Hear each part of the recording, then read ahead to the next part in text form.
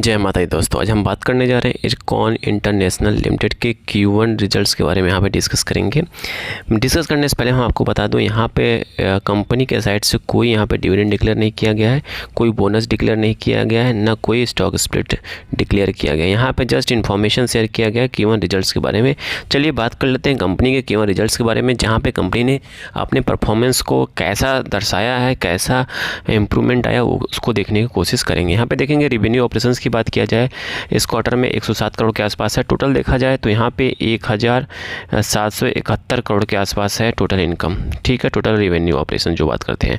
वहीं पिछले क्वार्टर की बात किया जाए, पिछले क्वार्टर में कितना था, 3374 के आसपास था Q4 में, ठीक है। वहीं बात करते हैं पिछले साल के Q1 रिजल्ट से कंपेरिजन करेंगे, पिछले साल में कितना था, 2277 करोड़, जी हाँ 2277 करोड़। इस बार कितना है, 1771, मतलब नंबर बहुत कमज़ोर आते हुए दिखाई दे रहा है। तो नो डाउट आने वाले टाइम में इस पर प्रेशर भी देखने को मिल सकता है। भाई देखो अभी यहाँ पे क्या है, नंबर आया है, ठीक है, अभी तो टोटल इनकम बाकी, कंपनी ने कितना टोटल इनकम जनरेट किया वो तो बाकी ही है, ठीक है। बात करते हैं कंपनी के एक्सपेंसेस की बात किया जाए और कंपनी के बात किया जाए टैक्सेस की, ठीक है। एक्सपेंसेस टैक्स जब घटाया जाता है, जब माइनस किया जाता है, तब कंपनी की एक्चुअल इनकम निकल के आता है। एक्चुअल इनकम क्या है वो देख लेते हैं। कंपनी के एक्चुअल इनकम देखते हैं तो नेट प्रॉफिट देखिए कंपनी के ये वाला है, ठीक है, कंपनी का ये वाला नेट प्रॉफिट है। तो इस क्वार्टर में देखेंगे 150 करोड़ के आसपास है।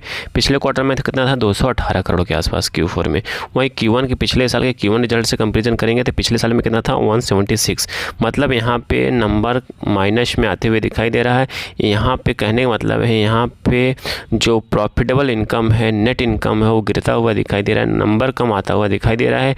कहीं कंपनी को वहीं EPS की बात करेंगे तो EPS में भी क्लियर हो जाएगा, क्योंकि जितना अच्छा अर्निंग होगा उतना अच्छा EPS होगा, तो आपको पता है, तो थंब रूल है, जितना अच्छा EPS उतना अच्छा अर्निंग। तो यहाँ पे देखेंगे कंपनी का EPS की बात किया जाए तो कंपनी के EPS में अब देखेंगे इस क्वार्टर में कितना था, 1.60 था, पिछले क्वार्टर में कितना था, 2.32 था, और पिछले साल के सेम क्वार्टर में कितना था, 1.88 था। तो कहने का मतलब है कि EPS भी गिरता हुआ दिखाई दे रहा है। तो ऑल ओवर देखा जाए तो कंपनी के शेयर्स में नो डाउट आने वाले टाइम में प्रेशर देखने को मिल सकता है।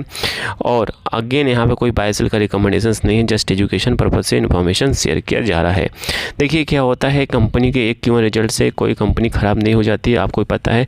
जो अच्छे शेयर्स होते हैं, जो अच्छी कंपनियां होती हैं, आने वाले टाइम में परफॉर्म तो करना ही करना है। तो एक Q1 ख़राब गया तो सेकंड Q2 अच्छा जाएगा, तो नो डाउट अगेन आपको यहाँ पे कोई रिकमेंडेशंस नहीं है बाय सेल का, जस्ट एजुकेशन पर्पस से इन्फॉर्मेशन को शेयर किया जा रहा है। आई थिंक सारी इन्फॉर्मेशन आपको समझ में आ चुकी होगी। प्लीज़ लाइक एंड सब्सक्राइब करिए, दोस्तों के साथ जरूर शेयर करिए। Thank you for watching this video.